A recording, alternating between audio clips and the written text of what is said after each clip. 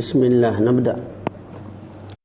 Bismillahirrahmanirrahim. Alhamdulillahi rabbil alamin. Wassalatu wassalamu ala maulana Rasulillahil amin wa ala alihi wa ashabihi ajma'in, amma ba'd. Assalamualaikum warahmatullahi ta'ala wabarakatuh.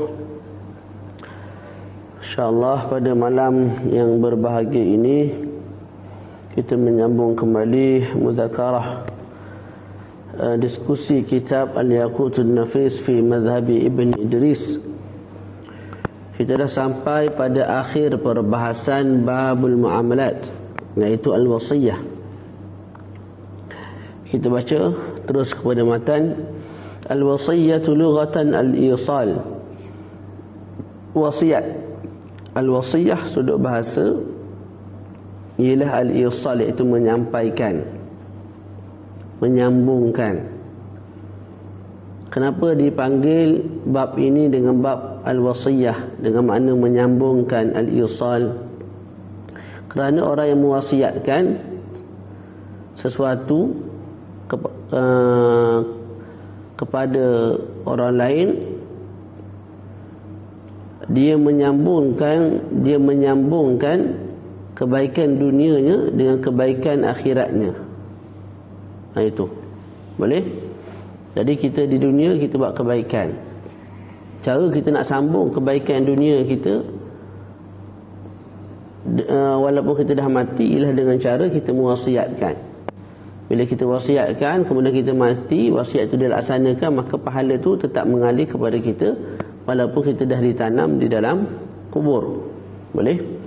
Itu rahsia kenapa bab ini dinamakan bab al-wasiyah, kerana padanya ada al-isal, makna al-isal. Wa syar'an, pada sudut syarak ialah tabarru'un bihaqqin mudhafun walau taqdiran lima ba'da al-maut laysa bitadbirin wala ta'liqi idqin. Makna al-wasiyah pada sudut syarak, tabarru'un bihaqqin mudhafun walau taqdiran lima ba'da al-maut laysa bitadbirin wala ta'liqi idqin. Itu yang disebut oleh matan lah. Kita tambah sikit apa yang Syekh Mustafa tambah di antara perkataan haqqin dan juga mudhaf tu. Kita baca tabarru'un bihaqqin maqsudin mubahin qabilin lin-naqli ikhtiyaran mudhafun walau kanat tilka idafatu taqdiran lima ba'da al-maut laysa bitadbirin wala ta'liqi idqin. Jadi makna al-wasiyah pada sudut syarak ialah tabarru'un. Tabarru' ni kita sedekah, kita bagi orang. Tak, itu tabarru'. Bila sebut tabarru' mesti ada sirah lah. Jadi terkeluar daripada perkataan tabarru' ni akad muamalat yang lain yang berbentuk muawadah, seperti jual beli. Jual beli bukan tabarruk. Jual beli ni kita bagi orang duit, orang tu bagi kita barang. Tak, sewa. Kita bagi dia duit 1,000, kita dapat manfaat duduk di rumah tu. Nikah, kita bagi mas kahwin kepada isteri kita, kita dapat manfaat al-budh. Wa hakadha. Jadi itu bukan tabarruk, maka tidak dipanggil sebagai wasiat.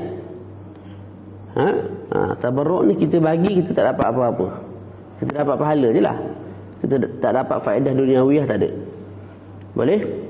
Jadi terkeluar daripada perkataan tabarru'un semua jenis akad muawadah, seperti jual beli, ijarah dan juga nikah. Tabarru'un bihaqqin, tabarru' sedekah, memberi, bihaqqin dengan satu hak. Hak tu pula mesti maqsudin dan juga mubah dan juga qabil linaqli. Qabil linaqli itu pula mesti ikhtiyaran. Jadi apa makna tabarru'un bihaqqin maqsudin? Maqsudin ni makna benda yang kita nak wasiatkan itu mestilah satu hak yang dituju oleh orang. Dituju oleh orang. Sekira-kira kalau orang nak, orang sanggup bayar. Itu maksud. Boleh? Seperti duit, seperti kitab, seperti buku, seperti Al-Quran, itu kita sebut hakun maksud. Berbeza kalau darah yang tidak dijaga, maknanya darah yang duduk di tong sampah, yang dibuang lah. Tak, yang tu tidak dipanggil sebagai maksud, sebab tak ada orang nak ambil pun, tidak ada orang nak tuju pun kepada perkara tersebut, maka tidak dianggap sebagai maksudun, darah yang tidak dijaga, mana tidak diletak dalam plastik yang elok lah, seperti mana kita dapati di hospital-hospital. Okey. Jadi tabarru'un bihaqqin maqsudin mubahin, mesti hak tu pula hak yang mubah, hak yang mubah. Maka tidak boleh kita wasiat dengan satu hak yang diharamkan syarak. Contohnya saya wasiatkan untuk pelajar-pelajar tahfiz sekolah saya ni akan gitar ataupun seruling. Tak, itu tak boleh, sebab itu haram di sisi mazhab Syafi'i, haram. Kemudian hak tu pula mesti qabil lin-naqli, menerima untuk dipindahkan, terkeluar daripadanya mustawladah, hamba mustawladah, dan juga mukatab. Hamba mustawladah ni lah seorang hamba, mustawladah ialah ummu walad, maknanya tuan bersama dengan hamba dia, kemudian hamba dia hamil, kemudian beranak. Maka bila beranak, hamba perempuan tu dipanggil ummul walad ataupun mustawladah. Kalau tuan dia mati, hamba tu akan terbebas. Hamba mustawladah tu tak boleh dijual, tak boleh wakafkan, tidak boleh dipindah milik lah, tak boleh dipindah milik. Maka ketika itu tidak boleh diwasiatkan. Kalau saya ada hamba mustawladah, saya tak boleh wasiatkan hamba mustawladah tu kepada si fulan atau si alan, tak boleh. Begitu juga hamba mukatab. Tu dua jenis hamba yang tidak boleh dipindahkan, maka tidak sah untuk diwasiatkan. Qabil lin-naqli ikhtiyaran. Qabil lin-naqli ikhtiyaran.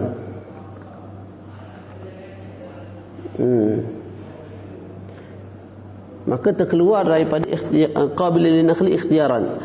Hak yang kita nak wasiat tadi, mesti menerima untuk dipindahkan daripada zimmah seseorang kepada zimmah orang lain, daripada diri saya kepada orang lain. Contoh buku ni, hak saya, boleh tak dipindahkan? Boleh, tidak ada masalah. Tak, maka terkeluar daripadanya apa tadi kita sebut, hamba mustawladah dan juga mukatab. Boleh? Okey. Ada hak yang boleh dipindahkan, tapi dipindahkan tu ittiraran, secara terpaksa, bukan ikhtiaran. Maka ketika itu dia juga tak boleh diwasiatkan. Contoh Zaid bunuh ayah Ali. Jadi matilah ayah Ali ni. Ali ada hak qisas ke atas Zaid. Maknanya Ali ada hak untuk tuntut bunuh balas ke atas Zaid. Boleh? Okey. Tak ada tuntut qisas, Ali mati. Okey, bila Ali mati, hak qisas tu adakah gugur macam tu sahaja ataupun hak qisas tu berpindah? Kita sebut hak qisas tu berpindah daripada Ali kepada anak-anak Ali. Jadi asalnya ayah Ali dibunuh. Siapa yang bunuh? Zaid bunuh. Maka ketika itu Ali ada hak untuk tuntut supaya Zaid dibunuh balas. Sebelum dituntut, Ali mati. Okey, bila Ali mati, adakah hak tu terus gugur begitu? Tak. Kita sebut ahli waris akan mewarisi hakul qisas. Siapa ahli waris? Anak kepada Ali. Contoh kita sebut anak kepada Ali ialah Mamat. Anak kepada Ali ialah Mamat. Maka Mamat ada hak, maka Mamat ketika itu dapat hakul qisas. Maknanya dia boleh tuntut di mahkamah untuk si Zaid ni dibunuh balas kerana dia telah membunuh atuk dia. Boleh? Nah. Jadi kat sini hakul qisas berpindah tak? Berpindah daripada siapa? Daripada Ali kepada anak Ali. Tak, tapi berpindah secara qahran atau ittiraran. Maka ketika itu ianya tidak boleh tidak boleh diwasiatkan. Tak boleh Ali sebelum dia mati tu diwasiat dulu. Aku wasiatkan hakul qisas kepada Nur, kepada Rafiq. Tak boleh. Tidak boleh. Sebab apa tak boleh? Sebab hakul qisas ini walaupun ianya satu hak yang boleh berpindah daripada satu orang kepada orang yang lain, tapi dia berpindah tu secara ittiraran. Secara apa? Secara ittiraran. Sebab si siapa tadi, Ali tadi, dia tidak dibenarkan untuk wasiatkan. Dia tak boleh wasiatkan, aku wasiatkan hakul qisas ni kepada si fulan si ilan. Jadi kalau aku mati, hak tu ada pada si ilan ataupun si fulan, kemudian orang tu boleh tuntut untuk dibunuh balas. Siapa dia? Zaid yang membunuh ayah Ali tadi. Tidak boleh. Faham tak? Tu. Melainkan kalau Ali wasiat ke atas Zaid sendiri. Jadi kisah kita lagu mana? Ayah Ali dibunuh. Siapa bunuh? Zaid bunuh. Maka Ali ada hak untuk tuntut qisas, bunuh balas. Tak, okey. Ali nak wasiatkan hakul qisas kepada orang lain tak boleh. Tapi dia ada hak untuk wasiatkan hakul qisas kepada Zaid sendiri sebagai pembunuh. Boleh. Maknanya si Ali sebut lagu ni, aku mewasiatkan hakul qisas bagi aku kepada Ali, kepada Zaid yang membunuh ayah aku tadi. Okey, bila begitu, bila berlakunya akad tersebut, kemudian si Ali mati, tak, dan si Zaid terima, maka gugurlah hakul qisas ke atas diri Zaid sebagai pembunuh. Nah, faham tak? Tu baca tabarru'un bihaqqin maqsudin mubahin qabilin lin-naqli ikhtiyaran mudafun. Matan tu mudafun tu sifat kepada tabarru'. Jadi tabarru'un mudafun. Tabarru' pemberian yang mudaf, yang disandarkan, walau takdiran, walaupun sandaran itu secara takdir, lima ba'dal maut. Pemberian akan satu hak, dan pemberian itu disandarkan selepas mati. Boleh? Tu. Walaupun sandaran itu secara takdiran. Secara takdiran tu kalau kita sebut awsaitu li fulanin bi kadza. Nah, aku mewasiatkan bagi fulan, bagi Zaid dengan 1000 dinar. Aku wasiatkan bagi Zaid dengan 1000 dinar. Itu kita sebut apa? Tabarru'un mudhafun walau taqdiran. Mana idhafah tu secara takdir. Boleh. Sebab apa dianggap sebagai kenapa dianggap sebagai secara takdir lafaz awsaitu li fulanin bi kadza? Kerana di situ tidak menyebut ba'dal maut. Jadi kat situ tabarru' pemberian, tapi pemberian tu lima ba'dal maut. Pemberian tu akan berlaku selepas mati. Pemberian tu disandarkan selepas mati. Sebab wasiat ni selepas mati. Waktu hidup dia tak terlaksana. Mesti mati dulu. Orang musi tu, orang yang wasiat tu mesti mati dulu. Okey. Nah. Okey. Kesempurnaan ta'rif laisa bitadbirin wala ta'liqin. Dalam masa yang sama, tabarru' itu bukan bentuk tadbir, bukan juga bentuk ta'liq i'tiqin. Dengan makna kalau ianya tadbir ataupun ta'liq i'tiqin, kita tak sebut ianya sebagai apa?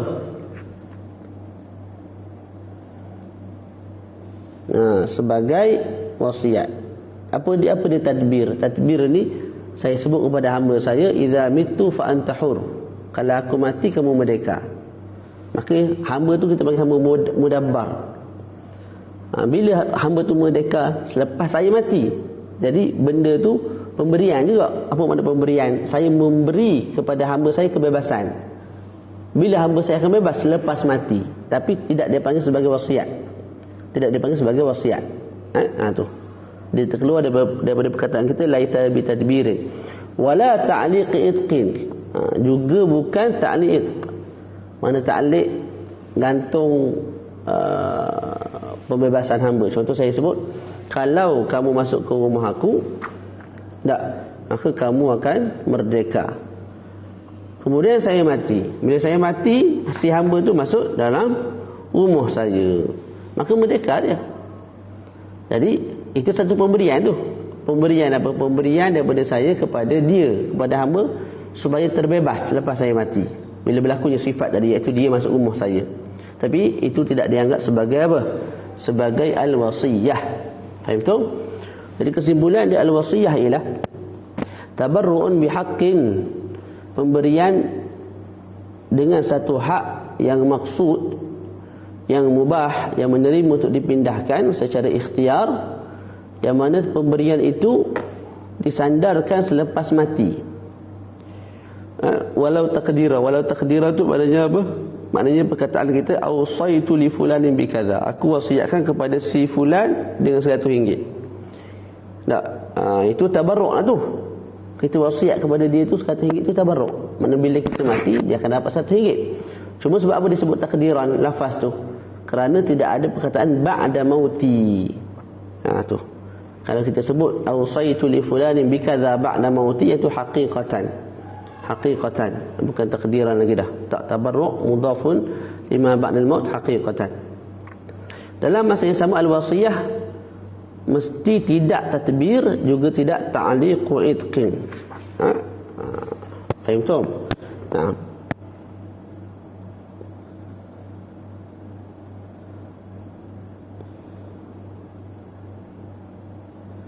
Boleh, tak apa, kita baca.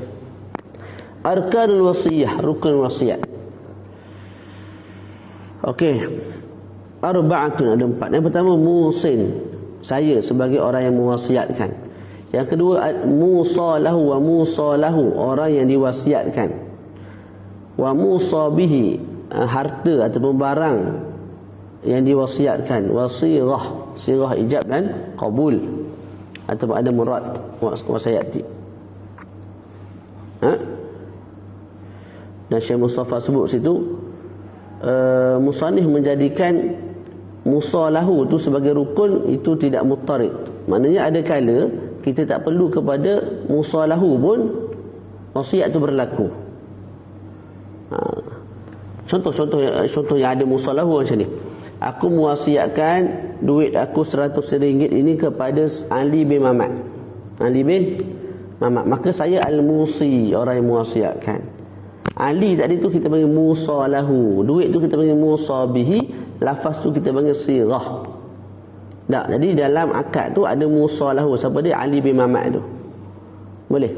Ada kala tidak ada Ali bin Mamat pun dalam akad sah, akad wasiat. Contoh saya sebut awsaitu bi thuluthi mali, aku mewasiatkan dengan 1/3 harta aku.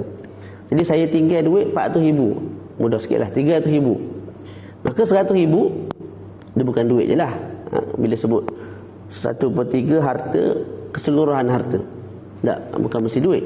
Jadi keseluruhan harta saya nilai dia RM100,000 sebagai contoh. Keseluruhan harta RM300,000. Jadi 1/3 RM100,000. RM100,000 tu walaupun saya tak sebut untuk Zaid, untuk Mamat, sah akad tu. Lepas tu RM100,000 tu untuk siapa? Untuk orang miskin. Dan digunakan juga untuk wa yusrafu fi wujuhil bir. Digunakan untuk buat jalan, untuk maslahat-maslahat, buat sekolah, buat pondok, wahakala. Digunakan untuk benda-benda yang baik lah, untuk perkara-perkara yang baik. Jadi walaupun musalahu tidak disebut secara jelas dalam akad. Kemudian syurutul musi, nak bincang syarat musi, orang yang mewasiatkan saya. Syurutul musi thalathatun, ada 3. Yang pertama at-taklif. Apa makna at-taklif? Balik dan juga berakal. Maka tidak sah wasiat kalau yang mewasiat tu ialah budak kecil. Walaupun budak kecil tu dah sampai umur nak balik, umur 14 lagu tu, murahiqan. Tak, juga tidak sah wasiat kalau gila. Kalau pensan. Tak.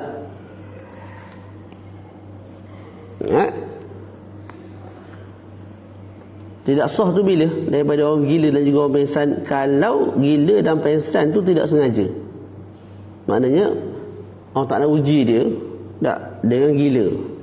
Asalnya molek, lepas tu gila. Asalnya sedar, lepas tu pensan. ujian daripada Allah Subhanahu Wa Taala, sakit dan sebagainya, maka diuji dengan sakit tu. Ketika dia tengah gila tu ataupun tengah pengsan tu bercakap wasiat, maka tidak sah. Tidak sah. Adapun kalau seseorang tu gila ataupun pengsan ataupun mabuk dengan sengaja, maka ketika itu sah dia punya wasiat. Si Zaid ni dia pergi farmasi, dia beli ubat. Nama ubat tu ubat gila selama setahun. Maknanya ada ubat gila yang boleh kekal 2 tahun, 3 tahun contohlah. Dia beli ubat gila setahun tu, dia makan gila setahun. Tengah-tengah gila tu dia wasiat. Awsaitu bi thuluthi mali. Kita sebut wasiat dia sah, taqdiran alaihi, ya. Kita nak beratkan hukum kepadanya, ke atasnya. Begitu juga sah wasiat daripada mahjur alaih, orang yang safih, orang yang bodoh, ataupun orang yang muflis. Sah, tidak ada masalah sebab mereka mukallaf. Yang kedua, wal hurriyah, merdeka ni sama ada sebahagian ataupun ba'dhan. Jadi sah musi kalau datang daripada kita, wasiat kalau datang daripada kita, orang yang merdeka, ataupun wasiat dilaksanakan oleh seorang hamba yang muba'ad, juga sah. Tapi kalau dia tu hamba, maka tidak sah. Walaupun hamba tu mukatab, tidak sah. Sebab apa? Sebab hamba mukatab ni pemilikan dia apa? Tidak penuh, ataupun pemilikan dia dhaif. Itu kalau hamba mukatab. Kalau hamba yang bukan mukatab, hamba yang pure hamba bukan mukatab kan, maka kita sebut dia tidak memiliki apa-apa. Bila tidak memiliki apa-apa, tak boleh wasiat. Kalau dia sebut aku wasiatkan duit ini untuk Zaid, duit itu bukan duit kamu, duit tuan kamu, maka tak boleh wasiatkan duit orang lain kepada orang lain. Tak boleh. Nak wasiatkan mesti harta kita sendiri. Boleh? Nah. Yang ketiga, wal ikhtiyar, mana pilihan sendirilah. Maka kalau kita dipaksa untuk wasiatkan, maka tidak sah. Melainkan paksaan tu bihaq. Bihaq ni contoh macam sebelum ni lah. Saya bernazar untuk wasiatkan duit sekian untuk orang sekian, bernazar. Tiba-tiba tidak melunaskan nazar, sedangkan nak lunaskan nazar wajib. Maka saya boleh dipaksa oleh hakim sehingga saya mengucapkan lafaz wasiat tersebut, dan kita sebut wasiat itu sah, walaupun saya dipaksa. Sebab itu dipaksa bihaqqin. Jadi berdasarkan 3 syarat ni, Syekh tak sebut pula orang yang mewasiatkan tu mesti muslim. Maka sah kalau pewasiat tu sama ada muslim ataupun kafir. Muslim tu dia nak wasiatkan kepada orang muslim boleh, muslim nak wasiatkan kepada orang kafir boleh, orang kafir pula nak wasiatkan kepada orang kafir boleh, orang kafir nak wasiatkan kepada orang muslim pun boleh, tidak ada masalah. Jadi tidak disyaratkan bagi musi al-muslim. Al-Islam tidak disyaratkan. Selesai. Syurutul musalahu, musalahu, syarat bagi musalahu iaitu penerima wasiat. Penerima wasiat. Syurutul musalahu salatatun, ada 3. Yang pertama, adamul ma'siyati wa in kana jihatan, ay wa in kana musalahu jihatan. Tidak ada maksiat sekalipun penerima wasiat itu jihah. Mana jihatul fuqara, jihatul masakin, itu jihatul syafi'iyah, jihatul hanabilah, begitu maksudnya. Itu jihah. Kalau lawan kepada jihah, wasiat, aku wasiatkan kitab ni untuk Zaid, untuk Mamat, untuk Ali, untuk Bakar, untuk Fatimah, itu muayyan.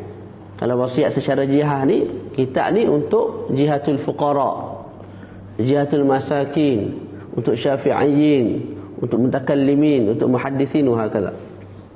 Jadi Syekh sebut syarat pertama bagi musalahu ialah tidak ada maksiat sekalipun musalahu tu berbentuk jihah.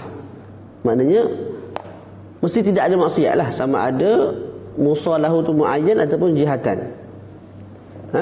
Maka tidak sah kita wasiatkan seorang hamba milik kita tak kepada orang kafir.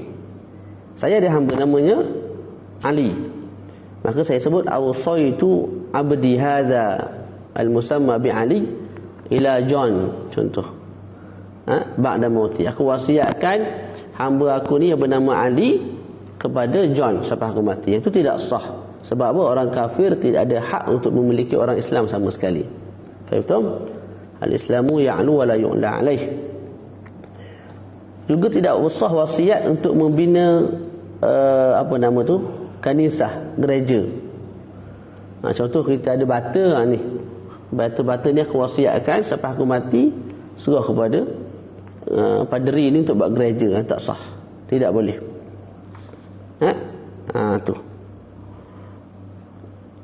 Faham tak?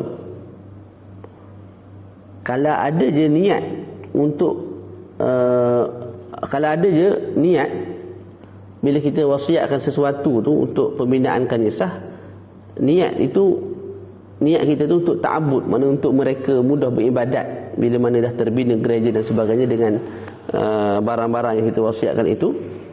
Tak, maka tidak sah. Sekalipun ada niat untuk apa? Untuk menerima tetamu yang datang. Maksudnya apa? Zaman dulu ada gereja yang namanya kanisah tapi bukan tempat ibadat. Nama kanisah tapi bukan tempat ibadat, tapi tempat persinggahan. Orang musafir mana-mana singgah situ, tidur sehari dua, lepas tu pergi ke tempat lain pula. Jadi kalau sekadar untuk nuzulil marrah untuk tempat bergerak R&R begitu, itu tidak ada masalah. Untuk kita wasiatkan bantal apa bagai semua tak ada masalah. Sebab mereka tidur bukan untuk beribadat, mereka nak pergi ke tempat lain pula lepas ni. Tapi kalau kita wasiatkan satu perkara untuk kanisah tu dalam untuk beribadat sahaja, ketika itu jelas tidak sah. Ataupun untuk beribadat dan juga untuk nuzul marah, untuk terima tetamu yang datang daripada luar, duduk sekejap lepas tu pergi musafir tempat lain, yang ketika itu tidak sah. Faham tak? Nah, selesai. Begitu juga tidak sah wasiat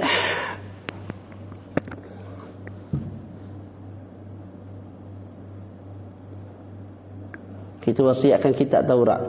Kita ada kitab Taurat, kitab Injil, kitab Sihir, ilmu-ilmu yang diharamkan. Kitab-kitab tu kita wasiatkan untuk orang. Itu tidak boleh haram. Tidak sah lah maknanya wasiat tu. Sebab maksiat. Yang kedua, wa kaunuhu ma'luman.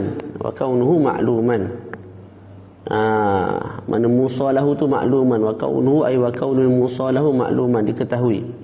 Maka tidak sah kalau kita sebut awsaitu li ahadikuma hadhihi ad-dar. Aku mewasiatkan kepada salah seorang daripada kamu berdua rumah ni. Itu tak sah. Tak. Tu.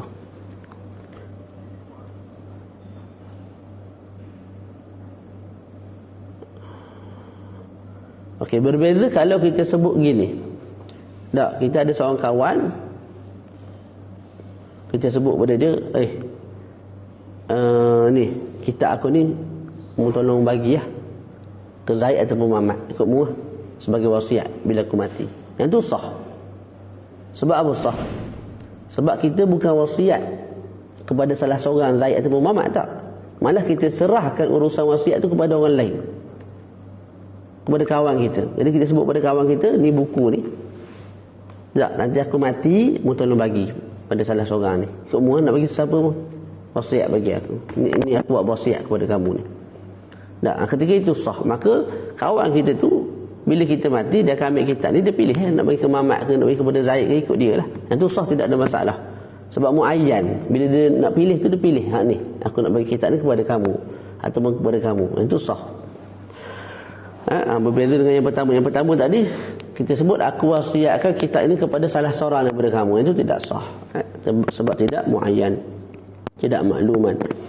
Yang ketiga, wa kaunuhu ay wa kaunul musalahu ahlan lil milki in kana muayyanan. Dan keadaan penerima wasiat itu berkeahlian untuk memiliki.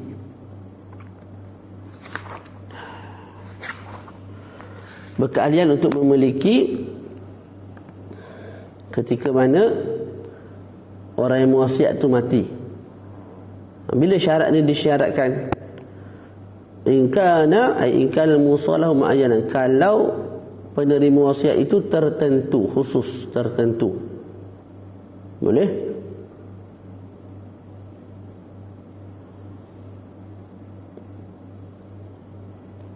Faham tak? Jadi kaunuhu ay kaunul musalahu, keadaan penerima wasiat itu berkeahlian untuk memiliki. Bila disyaratkan penerima wasiat itu mempunyai keahlian untuk memiliki ketika mana kita mati sebagai pemberi wasiat. Tak. Dalam masa yang sama, syarat ini disyaratkan in kana al-musalahu muayyanan. Kalau musalahu tu muayyanan, mana kita nak wasiatkan kepada Zaid, maka disyaratkan Zaid ni ahlan lil milk, mempunyai keahlian untuk menerima, untuk memiliki harta. Boleh? Okay, saya terang sikit.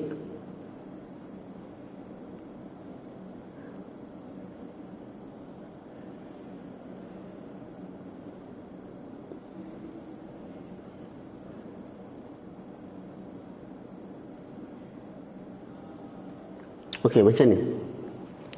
Saya wasiatkan kepada seorang hamba. Saya wasiatkan kitab Mu'nisul Jalis ini kepada seorang hamba. Maknanya kalau saya mati, serah kepada hamba. Okay, sah tak kita bagi wasiat kepada hamba?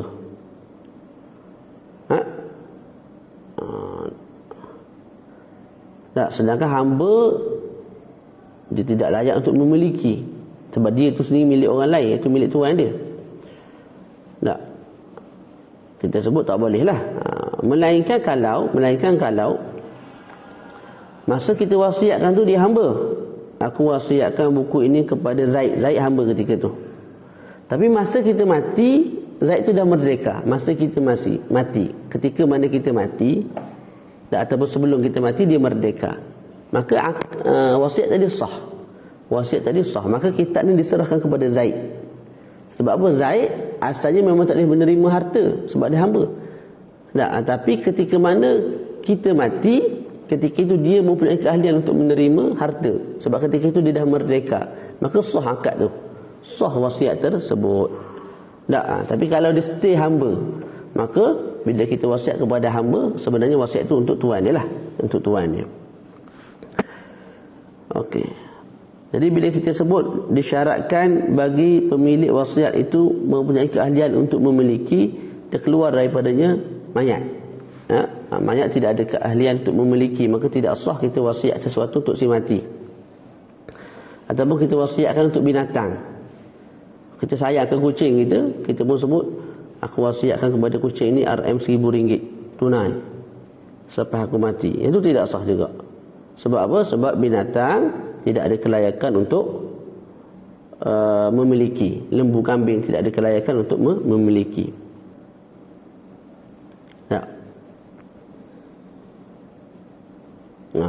Tidak sah tu selagi mana kita tidak tafsirkan, kita tidak terang. Kalau kita terang wasiat aku tadi tu bukan untuk zat si kambing tu, tak.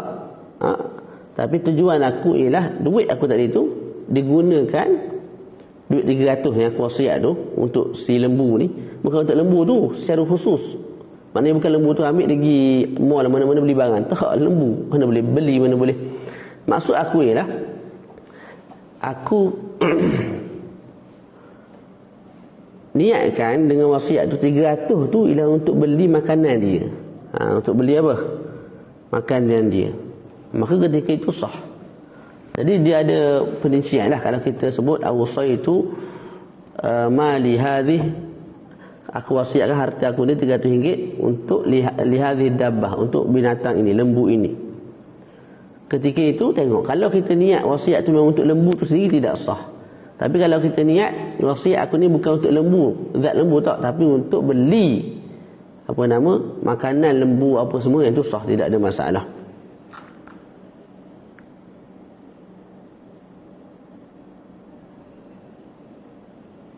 Faham tak?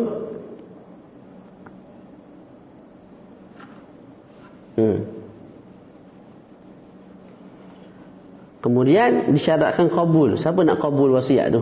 Bukan lembu lah, tuan kepada lembu. Sebab tuan lembu yang bertanggungjawab untuk apa? Untuk beli makanan. Pada asalnya tuan lembu yang bertanggungjawab untuk beli makanan dan bagi kepada lembu dia makan. Jadi bila kita wasiat duit kita tu untuk lembu tu milik orang lain, bukan lembu kita.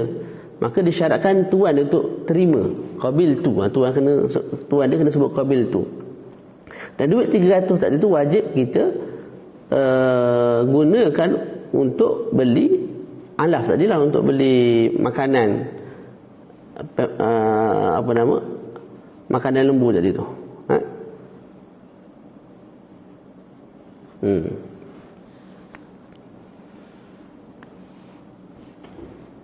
Okey, cumanya siapa yang nak membeli barang tu apa semua, siapa nak serah apa tu makanan lembu tu pada lembu? Bukan tuan dia, tapi wasi. Wasi ni apa? Orang yang kita lantik untuk menguruskan harta wasiat kita tu. Kalau tidak ada wasi, maka qadi lah yang ambil tempat tu. Dia yang akan uruskan. Contoh saya lantik Zaid sebagai wasi, maka Zaid yang akan guna duit tu untuk belikan makanan lembu, dan dia bawa bagi lembu tu makan. Sebab apa begitu? Sebab apa kita tak sebut duit tu terus dapat ke tuan lembu? Sebabnya boleh jadi tuan tu jual lembu, tuan lembu jual lembu pada orang lain. Wasiat tetap berjalan, wasiat tetap berlaku. Macam mana wasiat nak berlaku? Wasi jadilah, wasi tadi guna duit tu, kalau baki 100 setengah, dia gunakan 100 setengah tu untuk apa? Untuk diserahkan kepada siapa tadi? Kepada lembu tu. Bukan duit tu lah, makanan tu. Diserahkan kepada lembu tersebut. Kemudian kita sebut sah juga wasiat untuk masjid. Kerana mengikut pandangan muktamad, masjid layak untuk memiliki. Jadi kalau kita wasiat kitab, buku agama, Quran untuk masjid, sah, tidak ada masalah. Jadi tadi kita sebut kaunuhu ahlan lil milki in kana muayyanan. Keadaan penerima wasiat berkeahlian untuk memiliki. Bila syarat tu disyaratkan, in kana muayyanan, kalau musalahu tu tertentu. Dengan makna kalau musalahu tu jihatul fuqara, jihatul masakin, jihatul kadha wa kadha, yang tu tidak disyaratkan syarat ini. Tidak disyaratkan mereka mempunyai keahlian untuk memiliki. Tu. Contoh saya sebut, aku wasiatkan harta aku 1/3 untuk apa? Untuk memperbaiki makam-makam para nabi, para salihin. Maka adakah disyaratkan para nabi bangun bangkit daripada kubur qabil tu, atau para salihin sebut qabil tu? Tak disyaratkan, sebab wasiat ini tak berbentuk jihatul anbiya, jihatul fuqara, jihatul salihin wa hakadha. Itu tidak disyaratkan mereka mempunyai keahlian untuk memiliki. Mereka dah mati, wafat, maka tidak ada kelayakan untuk memiliki sebenarnya. Tapi sah, tidak ada masalah. Sebab apa? Sebab ini berbentuk jihad. Selesai. Terus. Tu selesai lah tu matan tu. Jadi dalam matan sebut 3 syarat. Tidak ada maksiat, kemudian maklum, kemudian kaunuhu ahlan lil milki in kana muayyanan. Syarat keempat yang tidak disebut dalam matan ialah mesti musalahu, itu penerima wasiat itu mesti ada ketika wasiat. Mesti ada ketika wasiat dilaksanakan. Maka tidak sah macam tadi, saya mewasiatkan duit saya ni untuk maslahat makam Nabi. Tu. Bukan untuk Nabi duduk dalam. Tak ada dah, tak hidup dah. Untuk maslahat kubur baginda Rasulullah SAW. Maka duit tu boleh digunakan untuk buat apa yang patut lah. Untuk makam baginda Nabi SAW. Itu sah.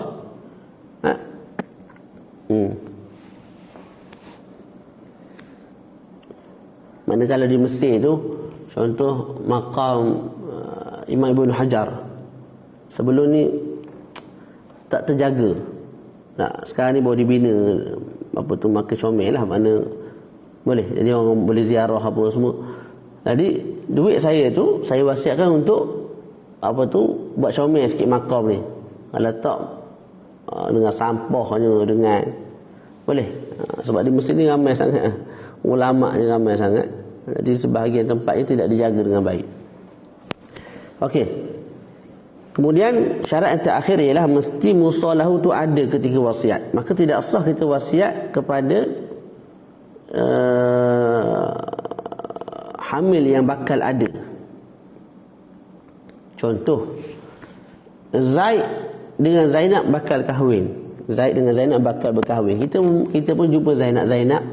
Aku wasiatkan 1/3 harta aku kepada baby yang bakal lahir.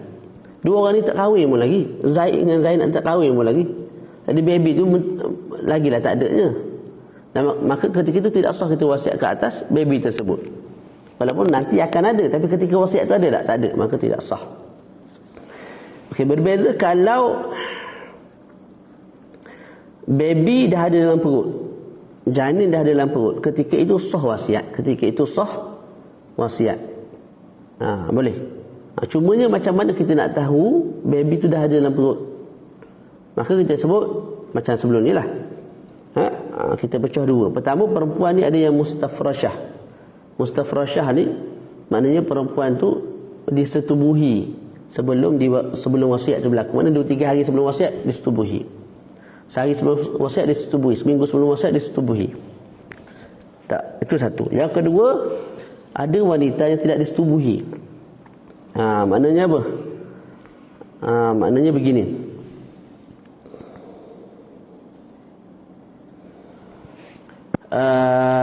Zaid dengan Zainab. Zaid setubuh dengan Zainab. Tak. Okay, lepas bersetubuh tu, Zaid ni musafir 2 bulan ke Mesir. Lepas tu baru dia wasiat. Jadi sebelum dia wasiat selang 2 bulan. Boleh tak? Bila dah kahwin ni ada juga lah berlaku persetubuhan tu, tapi tempoh tu sangat jauh. Berlakunya persetubuhan pada bulan tertentu, kemudian dia musafir dalam 2-3 bulan musafir, lepas tu baru dia wasiat.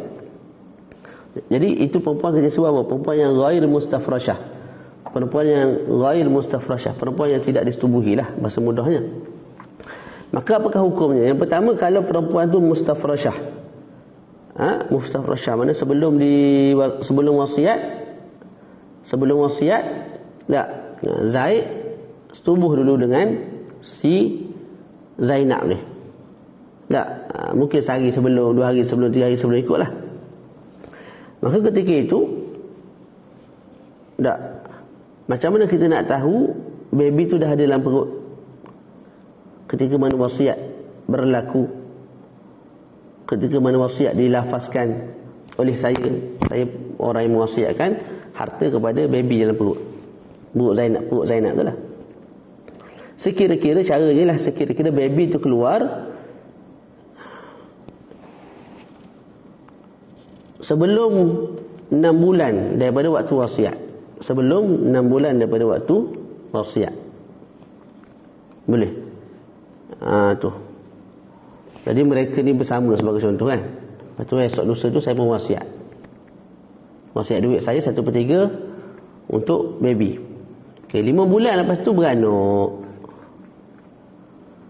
Bila 5 bulan lepas tu dah beranak, maka apa? Kita boleh tahu, kita boleh yakin ketika mana aku wasiatkan tadi, saya lah wasiatkan duit untuk baby tu dah ada dalam perut.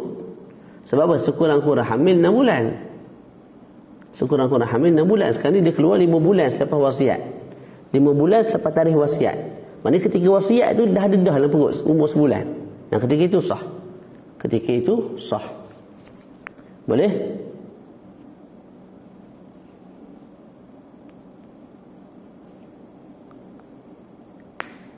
Tapi kalau baby itu lahir tepat-tepat 6 bulan ataupun lebih 6 bulan. Mana selepas wasiat berlaku, tak 7 bulan lepas tu, 8 bulan selepas tu barulah apa? Baby itu lahir daripada perut Zainab. Maka ketika itu tidak sah wasiat saya tadi. Tak, sebab ketika itu kita syak ketika mana aku wasiat tadi, ketika solah wasiat tadi kepada baby dalam perut Zainab, ketika itu baby tu ada ke tak? Sebab bila keluar selepas 8 bulan, kemungkinan ketika saya wasiatkan tu baby tak ada lagi, lepas tu baru ada, baru lekat. Tu. Maka bila syak ada ataupun tak ada, kita sebut tak ada lah. Al-aslu al-adam. Al-aslu al-adam. Nah, itu satu. Yang kedua, kalau perempuan tu ghairu mustafrashah. Kalau perempuan tu ghair mustafrashah, maknanya apa?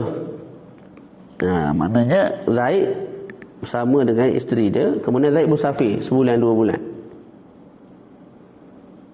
Lepas tu barulah saya wasiatkan. Saya datang kepada Zainab, aku wasiatkan 1/3 harta aku kepada si baby dalam perut. kepada baby dalam perut.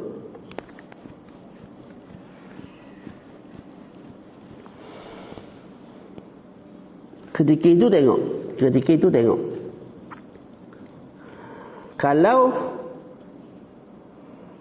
baby itu lahir sebelum 9 bulan. Sebelum 9 bulan. Mana sebelum 9 bulan. Ketika itu sah. Contoh ketika saya wasiat tu, saya wasiat lepas 7 bulan beranak. Ketika itu wasiat sah. Lepas 8 bulan beranak, itu sah.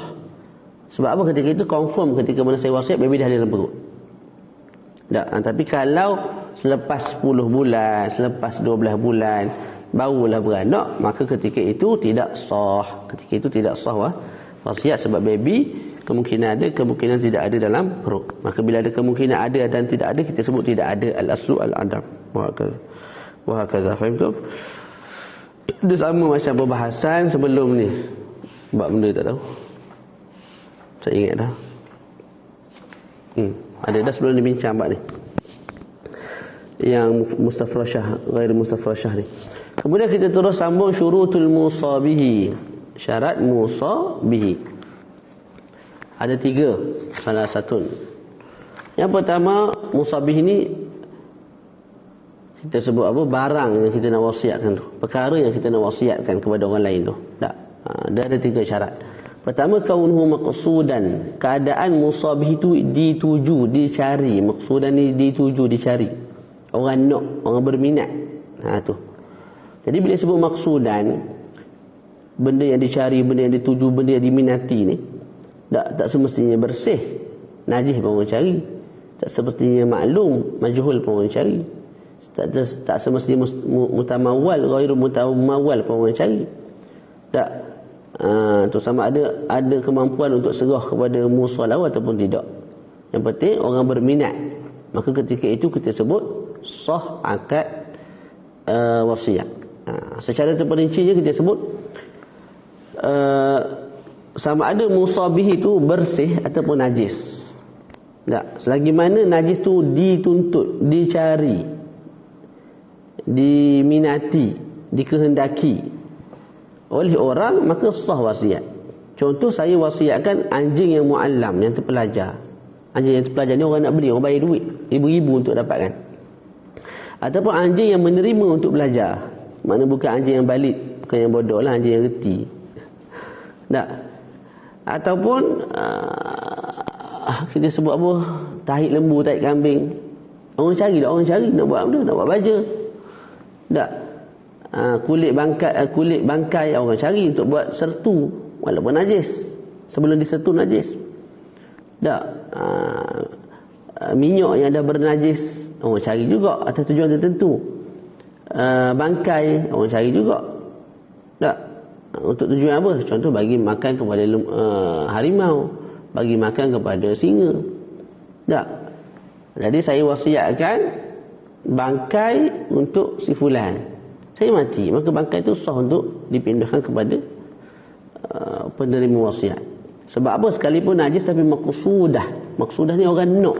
Orang nak tujuannya apa? Orang nak bukan nak makan, nak bagi ke singa. Tak, daripada sembelih singa, sembelih lembu hok molek harga ribu-riban tu, baik cari bangkai bagi. Jimat duit kat situ. Tu. Faham tak? Jadi kalau dia tu tidak maksud, tak boleh lah. Antara yang maksud lagi lah darah. Darah yang diletak dalam bekas yang comel, seperti mana di hospital. Yang tu orang nak tak? Nak lah. Tujuannya apa? Nak masuk darah dalam orang yang kurang darah, aksiden dan sebagainya. Tak, sebab tu kita dituntut untuk apa? Untuk derma darah. Sebab darah tu diperlukan. Tapi kalau darah tu dah tak digunakan, kita campak dekat sampah, ada orang nak ambil? Tak ada dah. Nah, ketika itu tidak sah wasiat. Sebab apa? Dia tidak maksudan. Faham tu? Yang kedua, sama ada musabih itu maklum, diketahui ataupun tidak diketahui. Tidak diketahui itu banyaklah. Sama ada tidak diketahui zat itu sendiri. Tak, contoh, aku wasiatkan kepada Zaid harta aku yang gaib. Hak mana yang gaib? Sah akad tu. Cuma lepas tu saya ditanyalah, di soal oleh qadhi ataupun pemimpin lah, orang yang berwajib lah maknanya. Faham tak? Yang kamu maksud dengan bimalil ghaib tu yang mana ghaib di mana? Tu ditanya pula lah untuk kita laksanakan wasiat tu. Aw abdin min abidi, itu sah juga.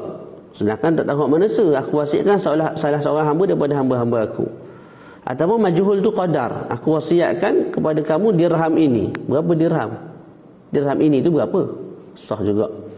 Ataupun majhul tu nawa', aku wasiatkan kepada kamu satu gantang tepung jenis apa? Gandum ke tepung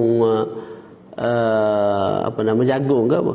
Aku wasiatkan kepada kamu baju yang diperbuat daripada apa? Sah juga, tidak ada masalah. Ataupun sifat, aku wasiatkan kepada kamu janin yang ada dalam perut binatang ni. Sifat tak tahu lelaki ke perempuan, jantan ke betina, sah juga, tidak ada masalah. Cuma lepas tu diminta untuk tafsirkan. Kita sebagai pewasiat, bila kita sebut wasiat yang keliru macam ni, maka kita dituntut oleh pemimpin, oleh pihak berwajib, qadhi, apa yang kamu maksudkan tu, supaya nanti mati boleh dilaksanakan lah. Faham betul? Nak cerita ni wasiat tu sah tak? Sah. Sekadar sah tu sah. Untuk pelaksanaan tu dah ada cerita lain. Yang kedua, seterusnya sama ada musabih itu mutamawalan, bernilai ataupun tidak bernilai. Contoh seketul tepung, seketul gandum ataupun seketul kismis, yang itu tidak bernilai, dia tu malun tapi ghairu mutamawwal, sah, tidak ada masalah. Sama ada mampu diserahkan kepada musallahu ataupun tidak. Contoh saya wasiatkan kalau aku mati, aku wasiatkan burung aku yang terlepas di langit ni. Sah, tidak ada masalah. Ataupun hamba aku yang lari entah ke mana, sah, tidak ada masalah. Okey, selesai kat situ. Yang kedua, kaunuhu qabilan linnaqli, keadaan musabihi itu menerima untuk dipindahkan ikhtiaran. Ini saya dah terang pada permulaan kitab tadi. Maka tidak sah untuk kita wasiatkan kepada seseorang hamba mustauladah yang kita miliki ataupun hamba mukatab yang kita miliki. Terkeluar daripada ikhtiaran ialah apa? Hadul qasas wal qadhaf. Dua ini ialah hak yang berpindah daripada seseorang kepada seseorang yang lain. Bila A mati, hak tu berpindah kepada B. Ala kulli hal tak boleh diwasiatkan kerana apa? Dia berpindah secara apa? Secara ittiraran. Melainkan kalau diwasiatkan kepada pembunuh tu sendiri. Maka itu dianggap sebagai ibrak. Dianggap sebagai ibrak sebagaimana telah lalulah saya terangkan tadi. Kemudian yang ketiga, kaunuhu mubahan, halal. Mubah ni halal, maka tidak sah kita wasiatkan seruling untuk digunakan, tak boleh. Untuk orang diguna, orang tu guna, tak boleh, haram. Maka tidak sah lah wasiat tu. Seolah-olah kita bantu orang buat maksiat. Kemudian syaratu siratul wasiat, syarat-syarat sah, syarat sirah wasiat.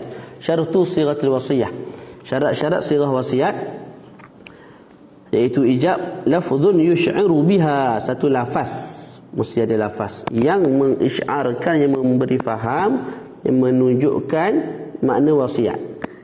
Dan sirah ini pula terbagi kepada dua. Yang pertama sarih, yang kedua kinayah. Sarih ni tak perlu pada niat lah. Contohnya kita sebut awsaitu lahu bikadza, a'tuhu lahu ba'da mauti, au huwa lahu ba'da mauti, wahabtuhu lahu ba'da mauti.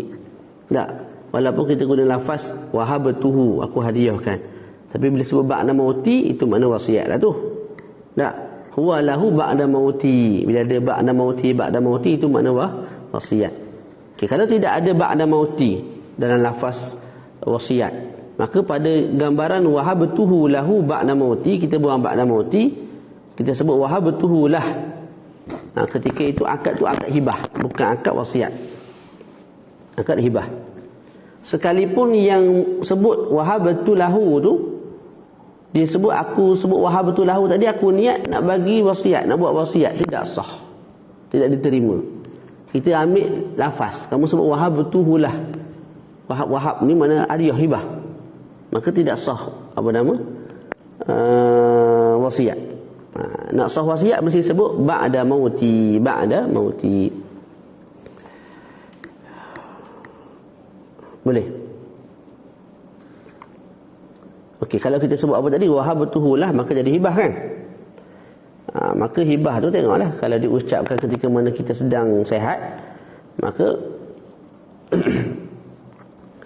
apa yang kita sebut itu semua diserahkan kepada penerima hibah. Kita sebut 100,000, 1 juta, 2 juta, 3 juta, diserahkan kepada penerima hibah. Tapi kalau ketika kita sedang sakit dengan maradul maut, sakit yang selepas tu mati, tak, maka hibah kita tu hanya dibenarkan 1/3 saja daripada harta kita. Maknanya kalau kita sebut 100,000, kebetulan harta kita ada 300,000, maka 100,000 tu diserahkan kepada penerima hibah lah. Tak. Nah, adapun pada gambaran huwa lahu, itu ikrar. Kalau tidak ada ba'na mauti, huwa lahu, huwa tu contoh kitab lah, atau hamba, huwa lahu, hamba ni bagi dia. Ba'na mauti itu wasiat. Kalau huwa lahu gitu je, itu ikrar. Kita ikrar yang kita ada ambil hak orang lain. Sekarang ni aku nak ikrar, hamba ni milik kamu, bukan milik aku. Tak? Maka sah ikrar lah. Kalau a'tuhu lahu, itu kinayah fil wasiyah. Okay, kemudian yang kedua, sirah ialah sirah kinayah. Yang ini perlu kepada niat. Contoh kita sebut huwa lahu min mali. Tak? Maka ketika itu kinayah. Kalau kita niat itu wasiat, maka wasiat, kalau tak, tidak.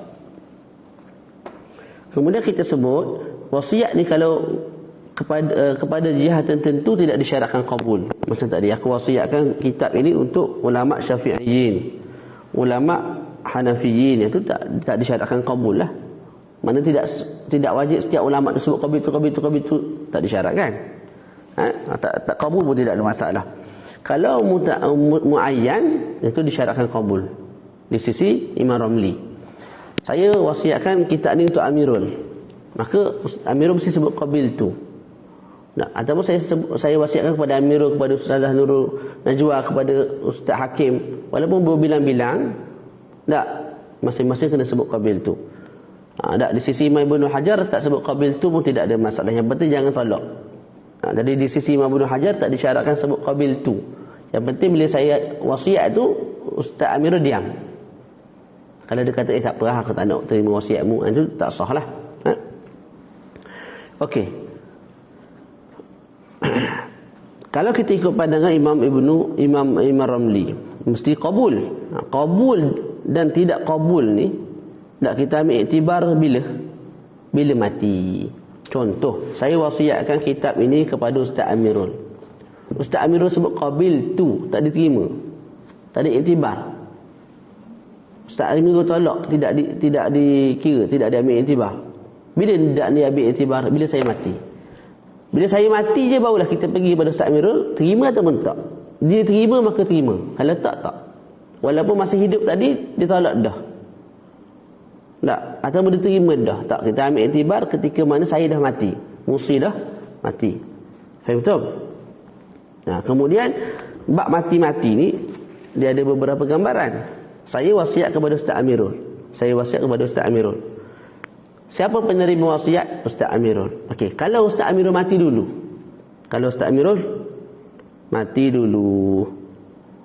Tak, sebelum saya mati, dia mati dulu dah. Ataupun mati serentak dengan saya. Dia mati dulu ataupun mati serentak dengan saya, maka wasiat itu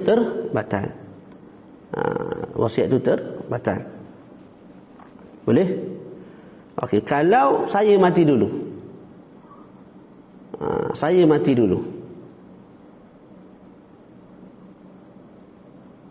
Lepas saya mati tu, sebelum Ustaz Amirul terima, Ustaz Amirul pula mati. Itu gambaran kedua. Saya wasiatkan, kemudian saya mati. Sepatutnya Ustaz Amirul sebut qabil tu terima. Dia tak ada sebut terima, dia mati dulu. Maka wasiat itu berpindah kepada ahli waris. Ahli waris yang sebut qabil tu ataupun radat tu, aku tolak. Boleh? Kalau ahli waris itu ialah baitul mal, tak, maka ketika itu yang menerima pemimpin lah. Dia nak terima, dia tak nak tolak, tu atas dia. Yang terakhir suratul wasiyah, gambaran wasiat. Ada dua. Yang pertama untuk muayyan. Apa contoh wasiat untuk muayyan, untuk individu tertentu? Ayyakula Zaidun, Zaid berkata, awsaitu li amrin bi mi'ati dinar, aku wasiatkan untuk Amr 100 dinar. Maka Amr pun terima. Bila dia nak terima, mesti Zaid mati dulu. Tak. Ataupun boleh juga Amr ini diam. Tak sebut qabil itu, diam gitu je. Sah juga di sisi Imam Ibnu Hajar. Yang penting tidak menolak. Contoh kedua, itu gambaran bagi wasiat berbentuk lil jihah. Au yaqul, Zaid berkata, awsaitu lil fuqara, ay li jihatil fuqara, aku wasiatkan untuk fakir miskin bi hadhihi ad-dhai'ah, dengan kebun ini, mana hasil-hasil kebun tu untuk orang fakir miskin. Okay, bila disebut lagu tu, adakah mesti hasil kebun tu, sudut duit ke ataupun buah-buahan apa semua tu, adakah mesti diserahkan kepada semua fakir miskin yang wujud? Tak. Memadai 3 orang fakir miskin. Dan 3 tu pula tak wajib bagi sama rata, RM100, RM100, tak. Ni 200, ni 100, ni 200, ikutlah atas keperluan masing-masing. Faham tak? Kemudian kesempurnaan yang terakhir kita sebut sah wasiat dan wajib dilaksanakan wasiat kalau wasiat itu dituju kepada bukan ahli waris. Kalau wasiat itu dituju kepada bukan ahli waris. Contoh Ustaz Amirul dengan saya. Ustaz Amirul bukan ahli waris. Maka ketika itu sah kalau saya wasiatkan kepada Ustaz Amirul. Sah tu pula berapa banyak? 1/3 harta dan ke bawah. Tu 1/3 harta dan ke bawah.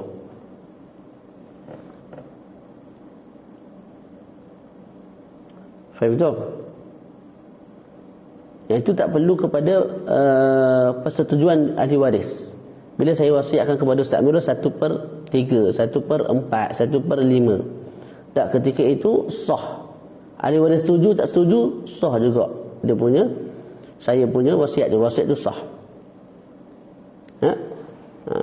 Tapi kalau kita wasiatkan lebih daripada 1/3, contoh saya wasiatkan kepada Ustaz Amirul 1/2, maka hukumnya pertama makruh. Tak, yang kedua makruh sekalipun saya berniat untuk mengharamkan harta pusaka saya itu kepada ahli waris. Saya serabut perut dengan ahli waris saya bagi 1/2 ataupun keseluruhan harta kepada Ustaz Amirul. Hukumnya makruh, tidak diharamkan, makruh sahaja. Cumanya adakah kalau saya ada 300,000, adakah 300,000 itu diserahkan kepada Ustaz Amirul secara total? Tidak. Malah diserahkan 1/3 sahaja, iaitu 100,000. Lepas tu 200,000 lagi tu terhenti kepada persetujuan ahli waris. Kalau ahli waris setuju untuk serahkan semua sekali itu, maka tidak ada masalah lah. Dengan syarat ahli waris itu mesti mutlaqut tasarruf, mesti berakal, mesti balik gitu. Kalau mereka tidak mutlaqut tasarruf, contoh saya wasiatkan saya mati, dan keluarga saya ada yang tidak mutlaqut tasarruf, Fatimah Az-Zahra, saya Ramadan kecil lagi, dia belum balik, maka tengok ketika itu. Kalau kemungkinan mereka ni boleh balik, boleh balik lah budak ni, tak? Kalau yang pengsan boleh sedar, kalau yang gila boleh sembuh, tak? Maka ketika itu ditunggu sampai mereka sedar, sampai mereka balik, kemudian tanya mereka, setuju tak nak suruh 200,000 lagi ni untuk Ustaz Amirul? Dia dapat dah 100,000, nak suruh baki ni 200,000. Kalau mereka tak setuju, maka tidak sah 200,000 itu diserahkan kepada Ustaz Amirul. Kalau mereka setuju, maka sah. Tapi kalau tidak ada harapan dah nak sembuh, contohnya kalau gila lah, biasanya tak ada harapan dah nak sembuh, maka ketika itu batal wasiat tersebut.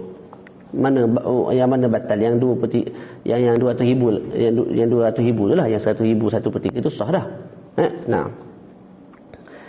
Okey. Tadi kita sebut kalau wasiat itu untuk bukan ahli waris, maka sah 1/3 dan ke bawah, dan tak perlu dapat persetujuan daripada ahli waris. Betul? Okey, nak tahu ahli waris ataupun tidak ahli waris, ialah kita ambil iktibar ketika mana mati. Mana saya mati, ketika saya mati, dia tu ahli waris ataupun tak? Tu. Bukan ketika wasiat. Apa contoh dia, penerangannya?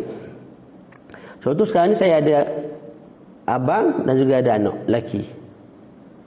Tak, saya ada abang dan juga anak lelaki. Bila saya ada anak lelaki, maka abang saya tak layak dapat harta. Betul tak? Tu. Jadi abang saya bukan ahli waris. Betul. Maka saya pun cakap lagu ni, abang saya bukan ahli waris, abang aku ni bukan ahli waris, maka molek juga kalau aku wasiatkan harta. Saya pun wasiatkan 100,000 duit saya serah dia. Wasiat. Tak? Okey. Nah. Sah tak wasiat?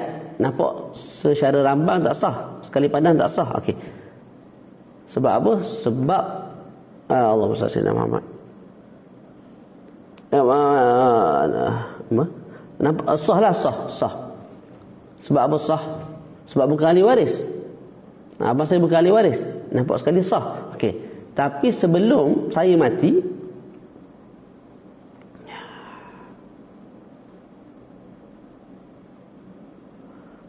bukan sebelum saya mati.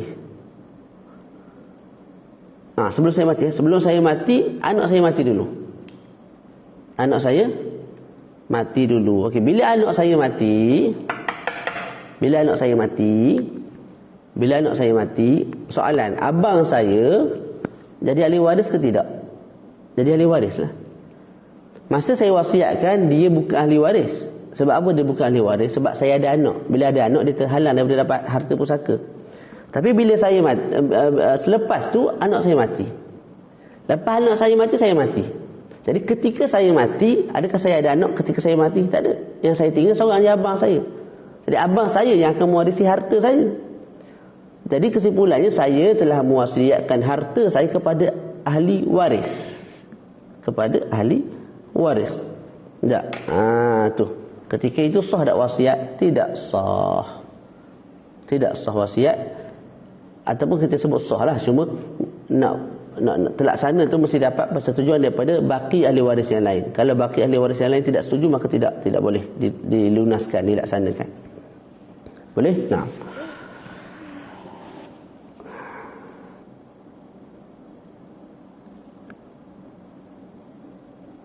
Begitu juga qadar harta. Qadar harta kita ambil iktibar dengan waktu mati. Contoh sekarang, solah ada 300,000. Solah ada berapa?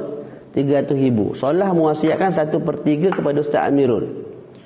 Jadi 1/3 daripada 100,000, daripada 300,000, berapa ribu aku sebut ni semula. Saya ada 300,000 ringgit. Saya wasiatkan 1/3 untuk Ustaz Amirul. Maka Ustaz Amirul layak dapat apa? 100,000. Okey, masa saya mati nanti saya ada 600,000. Masa saya mati, ketika saya mati, harta saya keseluruhannya 600,000. Maka soalan, Ustaz Amirul dapat 1/3 ketika saya wasiat tadi, harta saya baru 300,000. Adakah dia dapat 100,000? 1/3 daripada 300,000? Ataupun dia dapat 200,000 sebab 1/3 daripada 600,000? Jawapannya 1/3 daripada 600,000 ketika saya mati. Faham betul? Nah, sudah saya kat situ.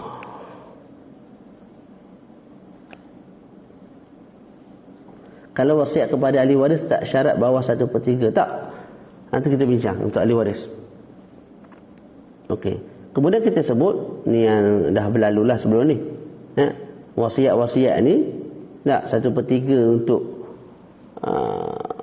orang musalahu tu selepas apa? Selepas selesai 2-3 urusan lah. Saya mati, duit saya yang ada tu bayar hutang dulu, tak? Kalau dah bayar hutang, habis situ je duit. Tak ada lah wasiat. Ustaz Amirul tak dapat apalah sebab duit tu dah dihabiskan untuk apa? Untuk bayar hutang. Tu. Boleh.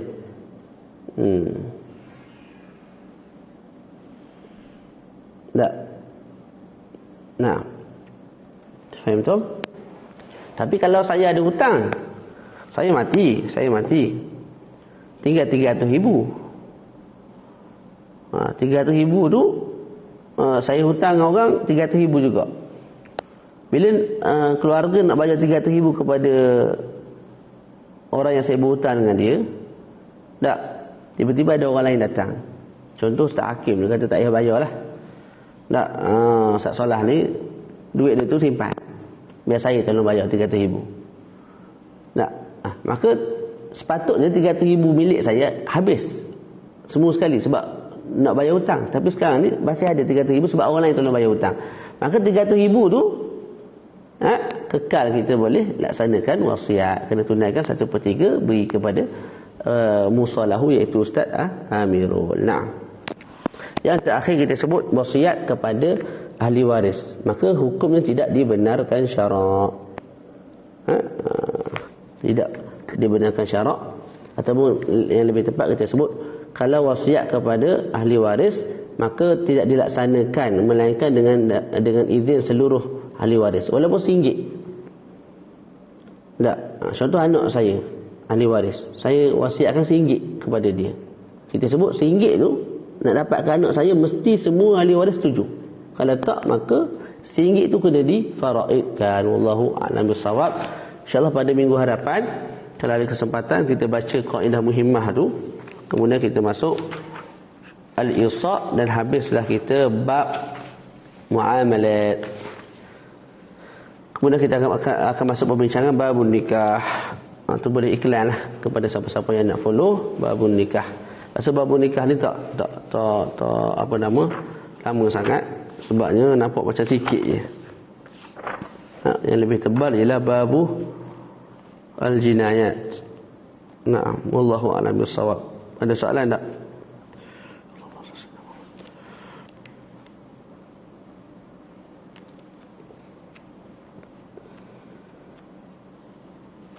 Terbani ya babu nikah. Nipis ya.